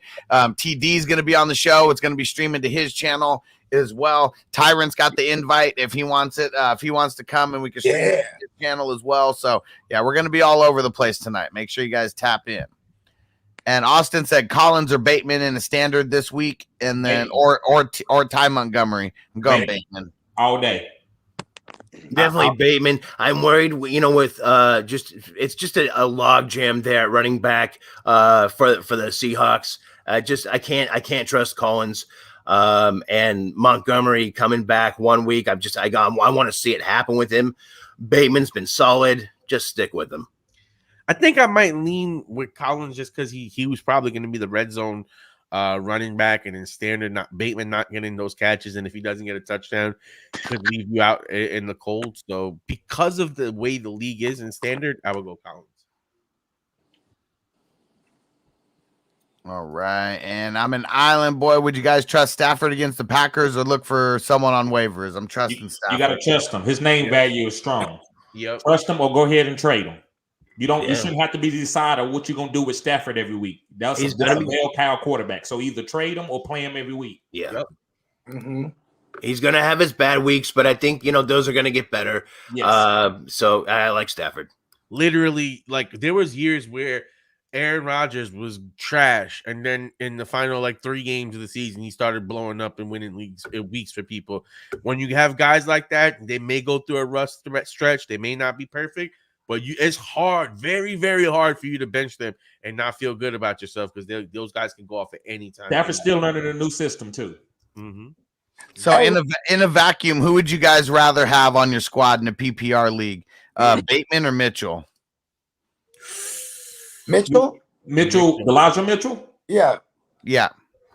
It's running back and receiver. So That's why I'm doubling up on this question. But first, I just want to see who's the player that you'd rather have in a PPR league, and then I got a follow-up question. I'm going with Mitchell because I'm going with Mitchell too. He's a running back getting all the carries. And the rest of the schedule is soft against the run. So for the Niners, so I like that. And he has the clearest path to fantasy points. Yeah. Yep. And it's easier to find a wide receiver on the wire versus trying to get a running back. These are hard plays. Trying to milk stones out here. And Now here's the running backs and the wide receivers on the team: Eckler, Montgomery, Gibson, Mixon, Javonte Williams, and Mitchell. And then the wide receivers are Ayuk, Deontay Johnson, Emmanuel Sanders. You talking about for that person's team? For that person's team that we just did? Yeah, so that's what I'm saying. So on that team that I just read off, would you rather have Mitchell or Bateman? And you're probably going to play Bateman. I mean, depending on because the Colonel Manny Sanders that's his number 2 over there, basically. You know what I mean? I would much rather have Bateman over him. Yeah. Yeah. And this is a lesson why you don't ask questions in a vacuum. There you go. That's what I was getting to. That's Hey, why the we do question would be- Patreon, and that's why we do OnlyFans. Can you make a quick trade before that deadline? Get rid of one of these running backs and be able to pick up Mitchell? Because first of all, how shallow is your league? No. I just told you Mitchell's on that team, but he's like my 5th best running back. Right. But like you trade. Well, I'm saying you trade. No, I'm trading him for Bateman. That's what the trade would be. Mitchell for Bateman straight up. Yeah. Oh, that's different. I guess with your running backs, I could see it. But like I said earlier, at this time of year, at this point in your specific team, position determines importance. Right. You know what I mean? Yep. Definitely. Absolutely. Like it's important to beef up your receiving room right there because Colonel Manny Sanders is something that he's only really had 2 big weeks this year for real. You know what I mean? So that's what's funny about fantasy too is like a lot of fantasy managers they don't forget what happened early in the year, and it's just so polarizing. They remember it instead of taking the time to click the game log and look. You know what I mean? And then when you do that and you bench him, then they actually score. So it's pick your poison. Couple more questions and then we're out of here. So Shea asked Gallup or Van Jefferson rest of season. I'm going Gallup. Gallup. I'm gonna go with Vanny, and I like Gallup, but when everybody's there, Gallup don't even need him every game. So it's more like the Mike Evans Godwin thing, and I don't like that. Van Jefferson, ODB is there, but he's not gonna command 12 targets a game. So I think his targets are going to be split between what Robert Woods was getting between Van Jefferson and ODB. And the other thing is, we know that OBJ and Kupp have injury concerns throughout their careers. So at any point in time, one of those guys can go down, and that's a high upside offense where he could be a number 2. So I would go Van Jefferson. Yeah, but like the Cowboys are having issues with injury too. So I mean. But I mean, again, I think that Gallup, Lamb being a concussion and COVID for Cooper, it's not like his long-term injury where I'm like, it might be like a couple weeks. It's just like concussion that's a week or 2, COVID, that's a week or two. Yeah, but Cooper was dealing with ribs and things like that. I'm just saying, like, if between the two of them, I prefer Gallup. I think even when he was playing there with both Cooper and CeeDee Lamb healthy, he was still getting some targets. I don't know. I like him a little bit more. You know what? After a careful evaluation, I am gonna say Jefferson now, because if Jefferson is still the number 3, that's what he's been, right? He was the number 3 behind Woods. If he continues to be the number 3 on a team that is top 3 in pass attempts, right? Yeah. Right, so being the third option, and at that point he was getting like 14% of the target market share. That's still better than Gallup on a team that is more run heavy this year. Yep, I agree. In a vacuum, Gallup is better. Yeah, for real though. That's why I said Gallup right out the gate. You know what I mean? But I was like, context here. And Will, I probably take Gallup. And Will said, my guys, what's up? Pick one. Beasley, Sutton, Chenault Jr. Man, this one's tough. I think I'll go with Beasley. I'm nervous about Sutton versus Chargers. Well, I know Asante Samuel's, he's banged up, right? But he's going to play. I like it. Sutton listen, man, he got money. Let's go. Yeah. He just got paid. That means they're going to use him. We thought we were worried there for a second because Patrick was getting more attention. Of course, Judy's going to get his. And we were like, oh, is Sutton going to be the odd man out? Then all of a sudden they pay his ass right after they paid Patrick. So they're going to use him. I say so. I like Sutton. Beasley. And I'm just going with I'm just PPR. It rhymes to me with Beasley. PPR Beasley. So I'm gonna go Beasley. I'm gonna actually be different in that one. I think that when you look at Chenault Jr. and what's going on with Jacksonville, if I'm looking for the biggest prayer, I think he might have a shot this week, considering Agnew is out. Who else do they really have as a wide receiver? You have him and Marvin. They are playing Atlanta, so so I like what you're saying, because based on they're playing Atlanta with all the injuries. Yeah, I think that's Arnold too. Volume. Yeah, I just, Chenault, goddammit, he's really fucked me. But maybe he has a shot to prefer redemption to end the season. He has the volume opportunity. He just fucking can't catch the ball sometimes. There we go. And let's see. Trey said Ty Montgomery. What the fuck? That's super deep. I mean, some people might need him this week. That's for sure. And Will Hayes, what up, bro? Said Tony Jones worth picking up and dropping Devontae Booker. Yes. Yeah, I would. Yep. I don't know. If you need to play Tony Jones right now, picking him up is different. Because if not, I'd rather hold on to a lottery ticket that is Booker. Because you get what I'm saying? So I'm more on the side of dropping Booker than picking up Jones. Well, yeah.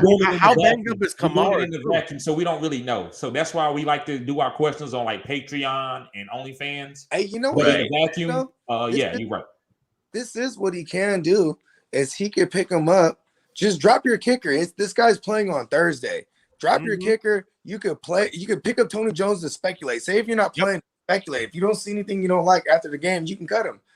Because lottery tickets like Devontae Booker, Alexander Madison, AJ Dillon for a while, Tony Pollard, you don't let these guys go, because if anything happens to their guys, these motherfuckers blow up.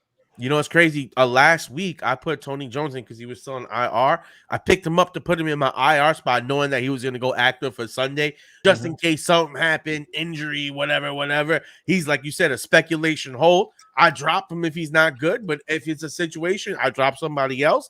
And now all of a sudden I use an extra roster spot to manipulate. Hey, look at this. This is funny because I like doing this news show, because I did the same thing you did, Taco. Last Friday, I told everybody to do it. And then I had to now you have to remove him or you can't make claims on Sleeper. So I'm like, fuck, I'm just going to cut him because, he didn't do anything.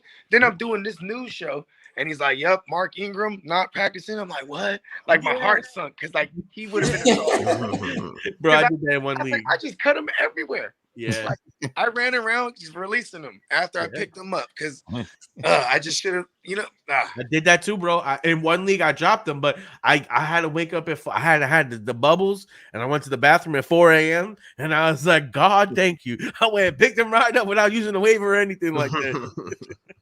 Hell yeah, that's that good luck diarrhea, man. Right, right. And we'll just talk about a tinker stinker, yeah. And we'll just mention the names the rest of the way. We don't have to give too much context because we're going to get out of here. So Javen Great Vid said full PPR, bench 1, DK, Terry, Mixon, and then CD if healthy. I feel like we got to wait for tomorrow because if CD's not healthy, this one works out itself. But if he is healthy, I guess I'm going to sit Terry. Hey, I would sit DK. I'm sitting DK. I hate to say it, but I'm gonna sit DraftKings. Yeah, for real, bro. Because Until we see Rush cook. I hate to do it. I wouldn't do it in a vacuum. Like if I seen your team, I probably wouldn't say that. But just with what you're saying right now, it's got to be. But you know what? I mean, he could sit. Here's the thing, man. You want to know DK. Are you gonna bank on the week where, like, hoping that that's the week that Russ starts cooking again? And he's, I'd rather see it first. It's the defense that you could do it to, though. That's the thing. This Washington secondary is this is where fantasy players go to get right. So that's the thing. But based on his other options, I would rather play McLaurin because I know McLaurin spread them up. And McLaurin's been hot. Didn't he score last week too? McLaurin's the laddie. I think he did. The laddie's a boss, bro. Fire up the bagpipes. I don't even think you bench him ever. No. He had 2 weeks in a row where that weren't great, and then everyone was like souring on him for some fucking reason. And then he hit 25 fantasy points, and then he had a bad week, and then bye, and everyone was like, okay, I'm not starting him. Then he gets 11, then 21. Dude, the guy's fine. I love Terry. Scary Terry's great. You guys didn't listen to the rules. I said we were just going to mention the name and not give too much context, so we can get out of here. We're almost there. And David P said someone tried to trade me Ingram and Marquise Brown for Tyreek Hill and Devontae Adams. Cocaine's a hell of a drug. Yeah. And Lou Triple D said, should I grab MVS and start him over Claypool? I'm starting Claypool this week over MVS, but I wouldn't mind. I wouldn't mind grabbing him though as a stash. Yeah. Yes, I agree with what Hustler said. That's all I can say. I agree with what Hustler said. Yep. But is Lazard still out? Yeah, it doesn't look like Lazard's going to be back, and even if he is, even if he is, that's MVS's role is the outside guy, and Rodgers is the type of guy that always found his deep guy, bro. You know what I mean? Whether it was Jordy Nelson or it was Jennings. Before that, that's what MVS was supposed to be all this time. He just had bad hands for hella long. But I'm telling you, Aaron Rodgers, we used to yell at him a lot too, bro. Because he'll put it right on his hands, bro. And then he'll all the time. But he's been connecting. So and they keep going back to him because that's Aaron Rodgers' credit that people don't know is that he's telling this kid, listen, I'm gonna keep going to you. We're gonna get this right. You know what I mean? Let's see if Big Kong is right. He said, my gut tells me that the Bears played terrible versus the Lions to get Nagy gone. He's already gone. I mean, this is his last game. It already leaked. If the Lions get their first victory against the Bears on Thanksgiving, I mean, would definitely be a Thanksgiving miracle. I pray, bro. I'm a Giants fan. We have that pick. Come on, Lions. Come on. Last one, and then we are out of here. Alejandro Meza says, we need help with the flex wide receiver and tight end spot. If AB is out again, do I start Bateman, Van Jefferson, and for tight end, Schultz or Arnold? And then for the flex, Drake. Okay, then it's just really everyone else plus Drake. All right, so I'm going Bateman for the wide receiver. Yeah. I'm going Schultz for the tight end. Yep, because there's no CD is the reason I go Schultz, and you put Bateman because there's no CD. Yeah, with no CD, you got to go Schultz on that one. And Bateman is Bateman. Hell yeah. Yep. And then for the final flex, if the flex is between Drake and Van Jefferson, that's fucking tough. But I probably Drake. He played Drake. I don't know, Van Jefferson, man. One last week. I think just for this week, I don't know if OBJ's target share gets all the way up there. I think that's a swing for the fences type play with you know why I say Drake? I can't go with Drake on that one. Dallas D's too good against the run. And besides which, I think they're gonna need to pass a lot more in that game. I don't like them there. I think I like Van Jefferson a bit more. But Drake is the pass catching running back. And that's why I say him. And I say him because this is how you beat a Gus Bradley system. You know what I mean? He plays a lot of cover 3. He's coming at you with 4 all the time. They're going to be going downfield a bit more. Yeah, I'm just saying though, they're gonna be coming at him with that. I'm going Van Jefferson. I just think versus the Packers, I mean, they're going to be putting a lot of pressure on Cooper Kupp. I think guys like OBJ, Van Jefferson are going to get loose for a couple big catches. I mean, really, guy like Van Jefferson, 1 or 2 big catches could equal Drake's whole day. So I'm just going with the higher upside there. And last one, LeBron's brain. Then we're out of here. Which side? Gibson and Pittman or Sanders and Metcalf rest of the season? Gibson and Pittman for me. Yep. For real. Sanders. Rest of the season. I think Metcalf is the best out of all of them. I think because I like Sanders. That's the best run game in it right now. So I'm gonna say Sanders and Metcalf. Yep. To catch that second half. This is Miles Sanders. I like Metcalf. Well, we don't know. The Sanders was open to interpretation because we don't know who it is. They didn't put the first. If that's Emmanuel Sanders, I'm staying with Antonio Banderas, bro. He got a soft run schedule too. Give me the. Pray. Leave him alone. Leave him alone, Bogard. Leave Antonio alone. I pray. All right, let's round robin this thing and tell everybody where to find you at. We'll start off with Taco. Y'all can check me out at the Daily Sporting. I'm on YouTube. I'm on Facebook, and I'm always in the group. And Hustler, you know what group it is, so give them the breakdown of the group.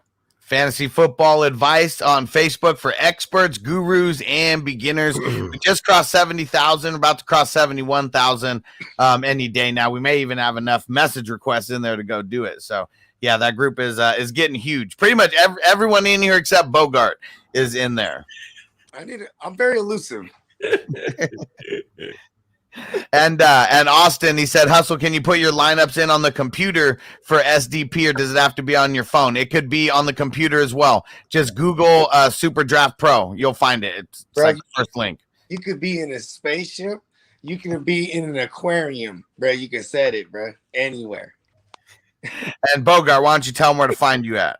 Bro, you can find me at the GMM Network, and just, be sure to tap in tonight for, join the festivities.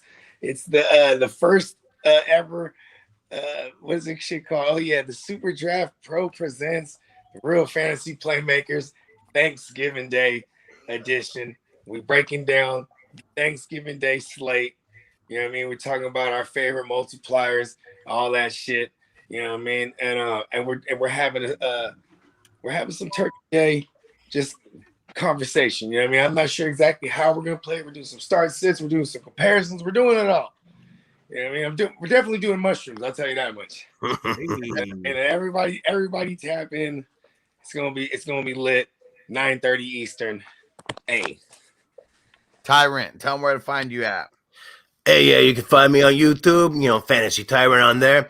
Tomorrow morning, I'm going to actually do a very good special Thursday B&B. I'm going to be up at 7 a.m. Pacific, 10 a.m. Eastern. I'm going to do a live version of the show because, we got 3 games. They start, at 9:30 Pacific?